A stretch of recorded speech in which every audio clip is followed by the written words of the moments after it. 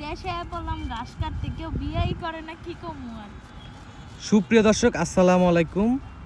ব্যতিক্রম একটা ভিডিও নিয়ে আপনাদের সামনে হাজির।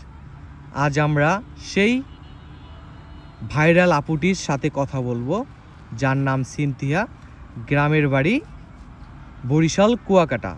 আসসালামু আলাইকুম আপু, ওয়ালাইকুম আসসালাম ভাইয়া। কেমন আছেন? এই তো আলহামদুলিল্লাহ। আপু, আপনার নাম কি? সিনথিয়া। সিনথিয়া, আপনার সম্পর্কে মোটামুটি আমাদের সব দর্শকই জানে, তাও আবার নতুন করে আমরা শুনতে চাই। কোনো সমস্যা আছে? না না ভাইয়া। আচ্ছা, আপনার নাম কি? সিনথিয়া। গ্রামের বাড়ি কোথায়? বরিশাল কুয়াকাটা। বরিশাল কুয়াকাটা। আপনার পরিবারে কে কে আছে?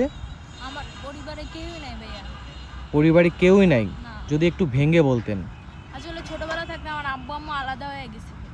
পরে দুজনের মতো বিয়ে করছে। তো এরপরে আর বলতে তারা আমার সাথে যোগাযোগ রাখে না। আমিও করার চেষ্টা করছি, তো তারা আমার সাথে সম্পর্ক রাখতে চায় না। সম্পর্ক রাখতে চায় না? তাহলে আপনি বড় হয়েছেন কিভাবে, একটু যদি ভেঙে বলতেন। আমি আমার নানির কাছে অনেক কষ্টে বড় হয়েছি। তো আমার নানি গত 1 মাস আগে মারা গেছে। তো এখন বলতে আপাতত এখন আমার খালা ছাড়া কেউ নেই। এখন কোনো রকম আছি, তাও সৎ খালা। আচ্ছা, এর আগেও তো আপনি অনেক ভিডিও করেছেন, তাই না সিনথিয়া? জি তো হ্যাঁ। কোনো ভিডিও থেকে কি আপনি সাড়া পাননি?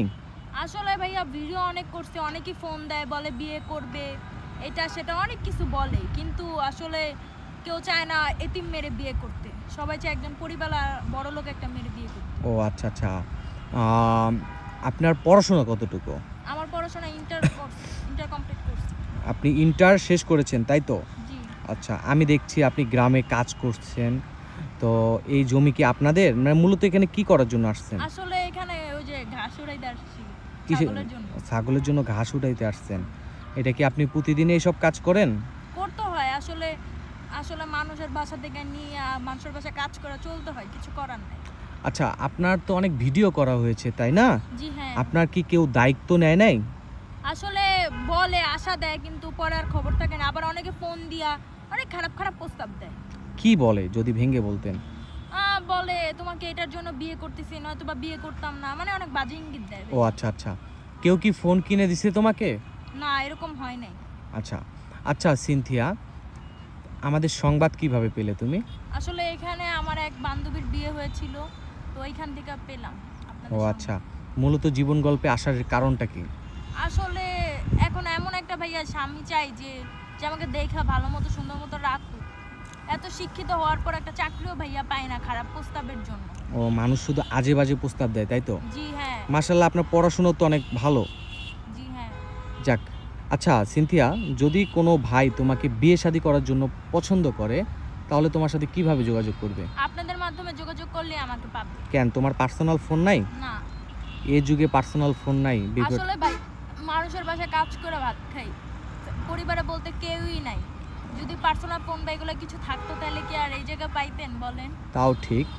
সুপ্রিয় দর্শক, খুব অসহায় মেয়েটি, যার আর্তনাদ আপনারাও শুনছেন।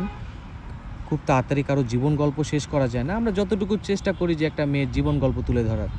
যাই হোক, সিনথিয়া, তোমার সাথে যোগাযোগ করতে হলে আমাদের সাথে যোগাযোগ করতে হবে, তাই তো? জি হ্যাঁ। আচ্ছা, যদি কোনো বয়স্ক ভাই, যদি তার বয়স 60 কিংবা 70 বছর হয়, সে তোমার সাথে যোগাযোগ করতে চায়, তাহলে যোগাযোগ করবা?